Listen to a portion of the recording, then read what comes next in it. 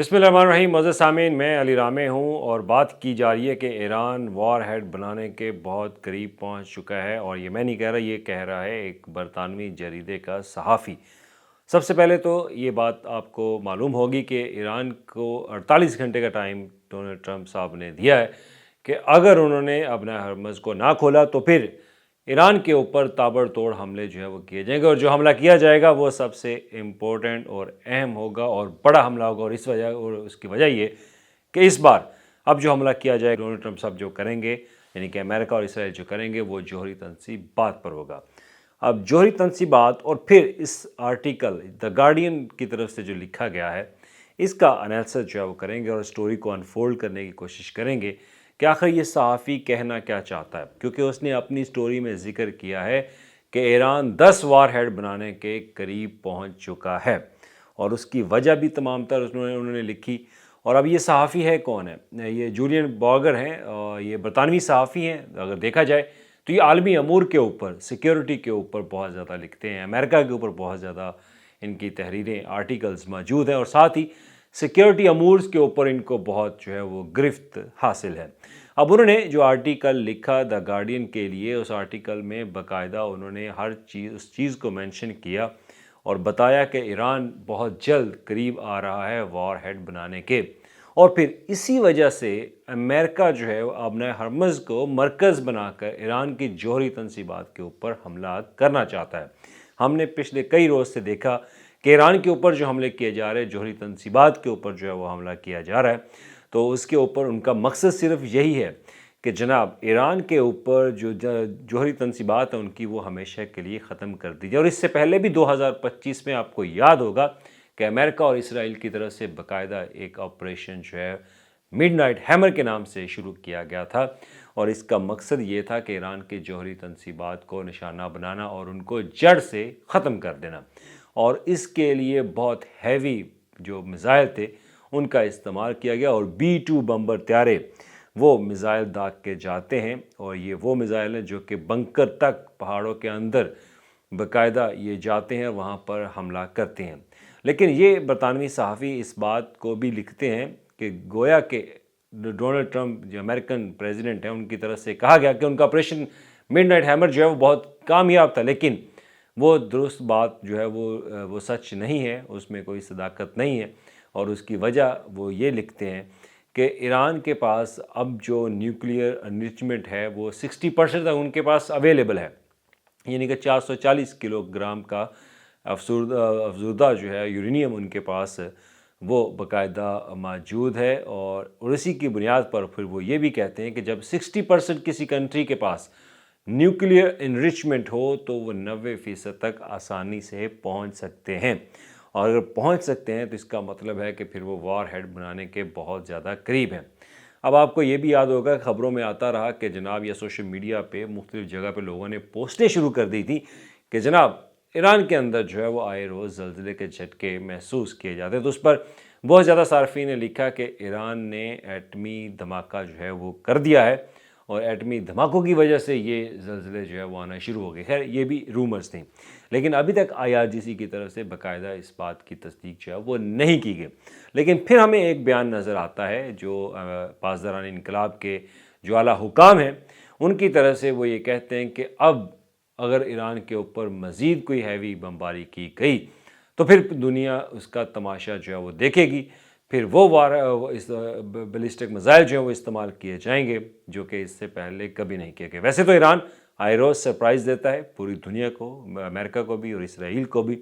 ان کے پاس جو میزائل ہیں اور وہ میزائل داغ رہے ہیں۔ اب اس برطانوی صحافی کا جو جریدہ انہوں نے آرٹیکل لکھا، اس آرٹیکل کے مطابق آپ کو کچھ انفارمیشن جو ہے وہ دینا چاہتا ہوں۔ اب وہ لکھتے ہیں کہ ایران کے پاس 60% جو ہے وہ افزودہ یورینیم جو کہ 440 کلو گرام موجود ہے، تو 60 سے 90% ویپن گریڈ تک لانا اس کو بہت آسان ہے،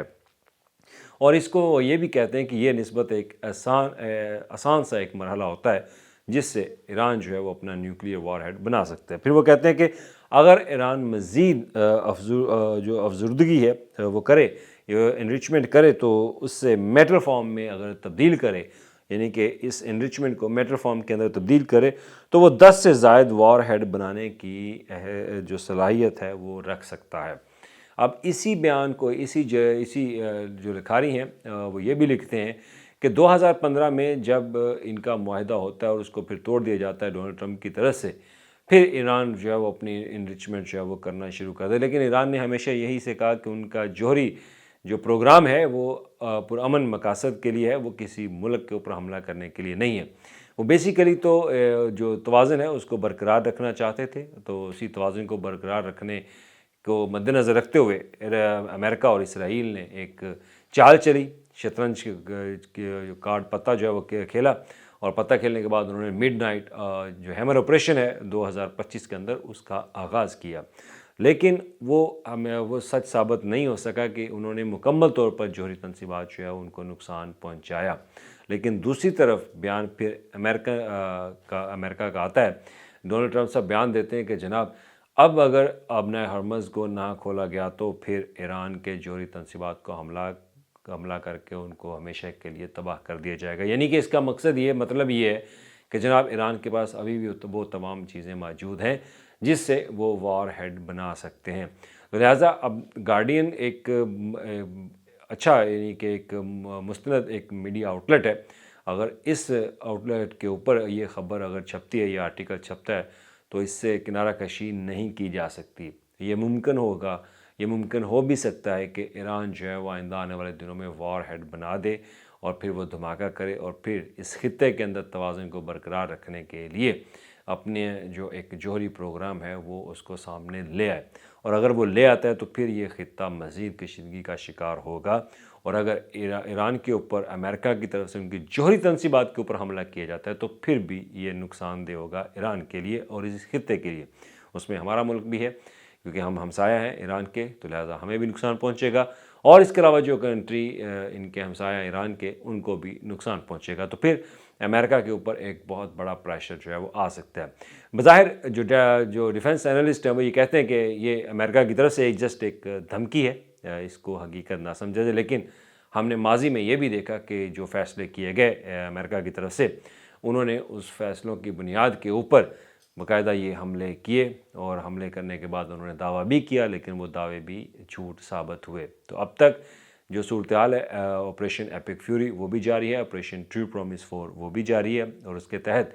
ایران اسرائیل کے اوپر حملے کر رہا ہے، ایران امریکہ کے جو بیسز ہیں مڈل ایسٹ کے اندر، خلیجی ممالک کے اندر، وہاں پر حملے جو ہے وہ کر رہا ہے۔ تو لہٰذا ابھی یہ سچویشن جو ہے وہ کشیدگی کی طرف بڑھتی جا رہی ہے، اور اپنا ہرمز کو کھولنے کے لیے، اس مرکز کو کھولنے کے لیے امریکہ آئے روز پریشرائز جو ہے وہ کرتا ہے، مختلف اتحادی ملکوں کو شامل کرنے کی کوشش کرتا ہے، لیکن اس پہ بھی وہ کامیاب نہیں ہوتا۔ لیکن یہ اپنا ہرمز جو ہے وہ ہمیں ایک ٹینکر وار کی ماضی کی ایک تاریخ جو ہے وہ بتاتا ہے، لیکن ہماری بھی کچھ غلطیاں ہیں کہ ہم نے کبھی تاریخ کے کچھ سیکھا نہیں، لیکن ہم نے ہمیشہ اپنے فیصلوں کے اوپر ہی منحصر کیا ہے، اور بعض اوقات یہ فیصلے اس حد تک کشیدگی کی طرف جاتے ہیں جس کے باعث کسی کو یہ معلوم نہیں ہوتا کہ یہ کشیدگی کس حد تک کہاں تک بڑھے گی اور اس سے کون کون اس سے خطرے میں آ سکتا ہے۔ شکریہ۔